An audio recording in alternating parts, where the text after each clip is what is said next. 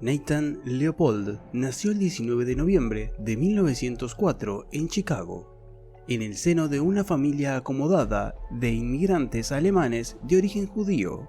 Fue un niño intelectualmente adelantado, es decir, superdotado. Comenzó a hablar a los 4 meses. Con 19 años, se licenció con honores en filosofía. Hablaba 5 idiomas con fluidez y era un reconocido ornitólogo.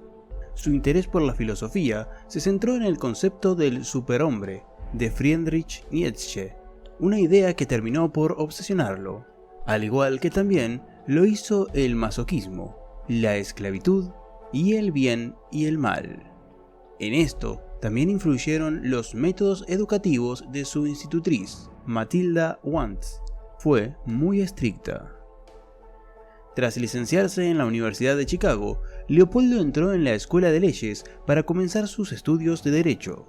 Fue en esta época cuando conoció a otro niño prodigio, Richard Leov, quien pasaría a convertirse en su gran amigo, además de parte y cómplice de su carrera criminal.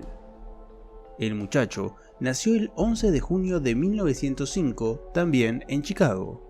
Era el tercer hijo de un reputado abogado judío de la familia Sears, Roebuck y Company. Su inteligencia era excepcional, pero decidió compaginar sus estudios con una incipiente vida criminal. Leov consiguió licenciarse en la Universidad de Chicago a los 17 años. Ingresó con 14, mientras cometía hurtos en tiendas, cuya recaudación destinaba al juego y al alcohol. Por otra parte, Leov también se empapó con todo lo relacionado al mundo del crimen. Tal era su fascinación por los detectives y los asesinatos que terminó por obsesionarse con el crimen perfecto. En 1921, esta pareja de brillantes alumnos se asoció. Buscaban sensaciones fuertes, experimentar el peligro y transgredir lo prohibido. Así fue como iniciaron una ola de delitos de poca monta, principalmente robos de vehículos y atracos en tiendas. Luego llegaron actos vandálicos como incendios provocados y allanamientos de morada. Durante los siguientes 3 años, Leopold y Leov se retroalimentaron desarrollando unas personalidades tan retorcidas y crueles como maquiavélicas.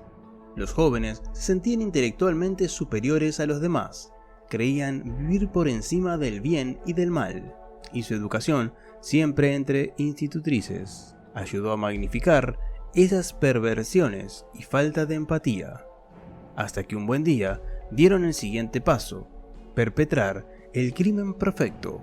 Se sentían preparados.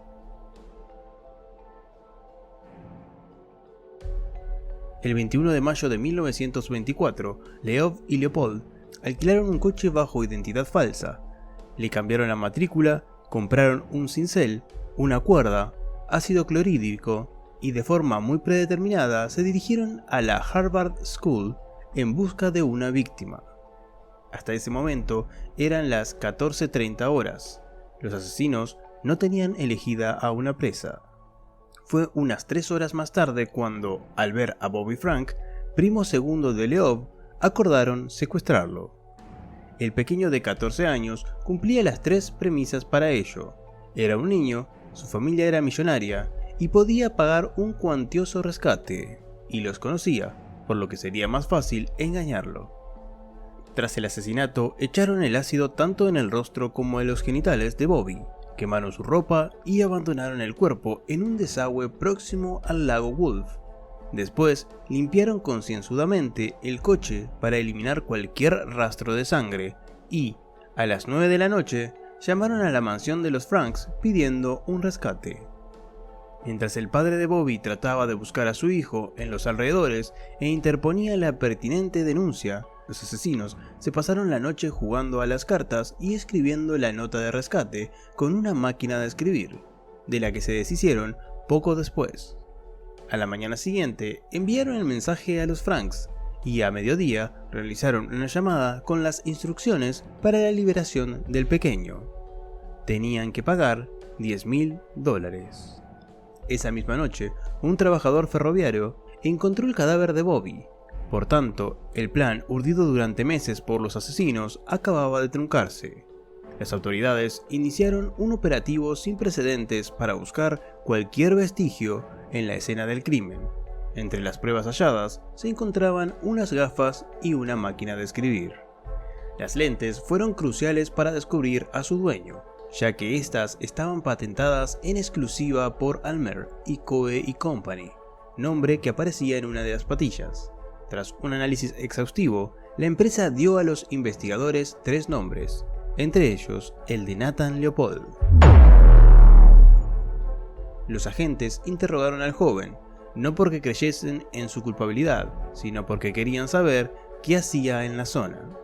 Leopold alegó dar clases de ornitología y acudir frecuentemente con alumnos al citado lugar, y afirmó haberlas perdido cuando las llevaba en su bata. Sin embargo, había algo en su testimonio que les hizo sospechar, así que continuaron con el interrogatorio, hasta que salió el nombre de Richard Leob. Según el ornitólogo, el día del crimen agarró el coche de su familia en compañía de su amigo. Estuvieron observando aves, después recogieron a 2 amigas y los 4 estuvieron en Lincoln Park.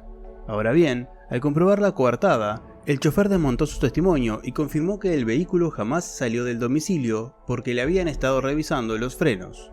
Al verse acorralados, los estudiantes confesaron el secuestro y asesinato de Bobby, aunque no faltaron momentos en los que se acusaron mutuamente de la autoría intelectual y material del crimen. Pero las pruebas eran irrefutables, tal y como se vio durante el juicio. El 21 de julio de 1924, Leopold y Leob se sentaron en el banquillo ante el tribunal del condado de Cook, acusado de uno de los crímenes más viles a manos de unos menores. En aquel momento tenían 19 y 18 años respectivamente. La mayoría de edad es a los 21. Entre las pruebas aportadas para la acusación se encontraban, aparte de las gafas y el testimonio del chofer, la máquina de escribir la encontraron en el agua, la declaración de un testigo que vio sangre en el coche cuando pasó a su lado y también las de los trabajadores de la tienda donde compraron el cincel, la cuerda y el ácido clorhídrico, aparte del papel usado para escribir la petición de rescate. También fueron relevantes los informes de los psiquiatras que analizaron a los jóvenes, que concluyeron que su amistad y unión intelectual fueron letales, por no mencionar la combinación explosiva de sus caracteres. Richard tenía una personalidad esquizoide, con tendencia psicopática, mientras que la de Leopold era paranoica. Según el libro Muertes accidentales, recientemente publicado por la criminóloga Paz Velasco de la Fuente, la motivación de estos asesinos se basaba en la vanidad. Había un elitismo intelectual y una búsqueda de notoriedad y reconocimiento público ante su idealizada impunidad. Todo ello los llevó a intentar perpetrar el crimen perfecto. Era solo un experimento. Para nosotros, justificar el crimen es tan fácil como para un entomólogo empalar a un escarabajo a un alfiler, declaró Leopold. El juez condenó a los jóvenes a cadena perpetua y a 99 años por secuestro. Tras las lecturas del veredicto, fueron trasladados a la cárcel de Joliet. El 28 de enero de 1936, Richard Leob murió asesinado a navajazos por otro preso, mientras que Nathan Leopold se mantuvo en prisión hasta 1958, año en el que salió en libertad condicional y comenzó su nueva vida. Publicó su autobiografía, emigró a Puerto Rico donde se casó y formó una familia, y pasó el resto de sus días estudiando aves y trabajando en un hospital. Murió el 30 de agosto de 1971 de un infarto. Una de sus frases más relevantes tiene como protagonista a Richard Leob, su cómplice criminal. Fue mi mejor amigo y, por extraño que parezca, también fue mi peor enemigo.